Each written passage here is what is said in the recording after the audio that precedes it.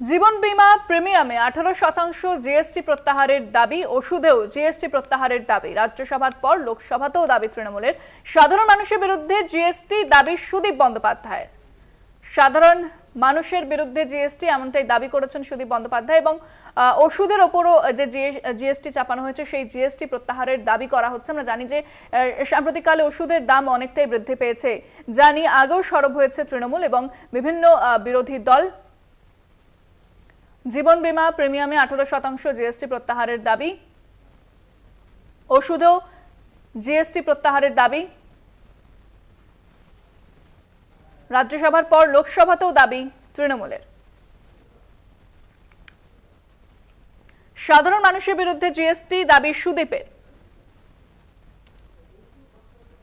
ফোনে রয়েছেন আমাদের প্রতিনিধি অঙ্কুর ভট্টাচার্য। অঙ্কুরদা, যে জিএসটি প্রত্যাহারের দাবি জানানো হচ্ছে ওষুধের ওপর থেকে, এবং এই বিষয়ে আগেও আমরা দেখেছি সরব হয়েছে তৃণমূল।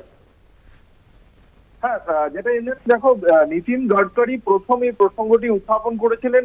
নীতিন গডকরি বলেছিলেন যে এই স্বাস্থ্য বীমার ক্ষেত্রে এবং ওষুধের ক্ষেত্রে জিএসটি প্রত্যাহারের কথা কেন্দ্রীয় অর্থমন্ত্রী নির্মলা সীতারামনকে সে কথা বলেছিলেন নীতিন গডকরি। তারপরেই আমরা দেখেছিলাম মুখ্যমন্ত্রী মমতা বন্দ্যোপাধ্যায় একই রকম ভাবে তিনিও সোচ্চার হন, টুইট করেন এই বিষয়টি নিয়ে।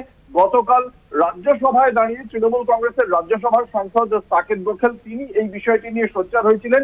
আজকে লোকসভায় তৃণমূল কংগ্রেসের লোকসভার দলনেতা সুদীপ বন্দ্যোপাধ্যায় তিনি এই বিষয়টি নিয়ে যখন বক্তব্য রাখতে ওঠেন, তিনি একই রকম ভাবে ওষুধের দাম এবং সেখান থেকে জিএসটি প্রত্যাহারের কথা যখন বলেন, কিন্তু তাকে বক্তব্য সম্পূর্ণ করতে দেওয়া হয়নি বলেই তৃণমূল কংগ্রেসের পক্ষ থেকে অভিযোগ উঠেছে। তো এই বিষয়টি নিয়ে এর আগেও মমতা বন্দ্যোপাধ্যায় বলেছিলেন যে লোকসভার সংসদের দুই কক্ষেই সোচ্চার হবে তার দল তৃণমূল কংগ্রেস। আমরা দেখতে পেলাম গতকাল সাকেত গোখলের রাজ্যসভার পর আজকে সংসদে দাঁড়িয়ে এই বিষয় সোচ্চার হয়েছেন তৃণমূল কংগ্রেসের লোকসভার দলনেতা সুদীপ বন্দ্যোপাধ্যায়। ধন্যবাদ অঙ্কুরদা।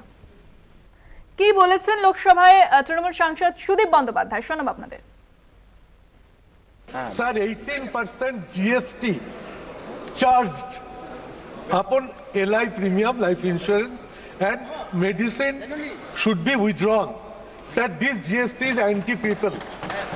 Sir, this GST is adversely affecting the people of India. So I propose that this proposal should be rolled back. Okay. And government must roll back and GST from above to सदस्यों, अभी सभा स्वास्थ्य मंत्रालय को अनुदानों की मांग पर चर्चा करेगी। আপনাদের শোনালাম ঠিক কি বলেছেন সুদীপ বন্দ্যোপাধ্যায়। জীবন বীমা প্রিমিয়ামে 18% জিএসটি প্রত্যাহারের দাবি, ওষুধেও জিএসটি প্রত্যাহারের দাবি জানানো হয়েছে এবং সাধারণ মানুষের বিরুদ্ধে জিএসটি এমনটাই লোকসভায় দাবি করেছেন সুদীপ বন্দ্যোপাধ্যায়। নীতিন গডকরি প্রথমে প্রসঙ্গ তুলেছিলেন, এরপরে একই সুরে সুর মিলেছেন মমতা বন্দ্যোপাধ্যায়ও। বিস্তারিত কথা বলবো। ফোনে রয়েছেন বিজেপি নেতা রাহুল সিনহা, আপনাকে স্বাগত জানাবো। সুদীপ বন্দ্যোপাধ্যায় জীবন বীমা প্রিমিয়ামে 18% জিএসটি প্রত্যাহারের দাবি জানিয়েছেন, ওষুধেও একইভাবে জিএসটি প্রত্যাহারের দাবি জানিয়েছেন, কি বলবেন? না, বিষয় হচ্ছে আগে তৃণমূল কংগ্রেস তেলের উপর সেস অন্যান্য রাজ্যগুলো উঠিয়ে দিয়েছে, সেই সেস কমিয়ে দিক, সেটা করছে না, যেটাতে আপামর মানুষের অসুবিধা হচ্ছে।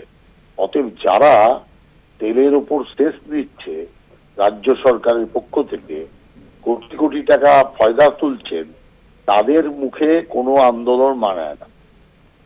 এটা ব্যাপারটা হচ্ছে নীতিন গডকরিজি একটা চিঠি লিখেছিলেন নির্মলা সীতারামনজিকে, এবং সেটা কেন্দ্রীয় অর্থ মন্ত্রক সেই ব্যাপারে চিন্তা ভাবনা করছে। কিন্তু আমি বলবো তৃণমূলের এখানে বলার কোনো অধিকার নেই, এই কারণে যে তৃণমূল কংগ্রেস অন্যান্য রাজ্য তেলের উপর সেস প্রত্যাহার করলেও তৃণমূল কংগ্রেস করেনি। অতএব যারা মানুষের ওপর কর চাপিয়ে পয়সা নেয় তাদের মুখে এই সমস্ত বড় বড় কথা, মানুষ দরদি কথা মানায় না। ধন্যবাদ। আমরা কথা বললাম বিজেপি নেতা রাহুল সিনহার সঙ্গে।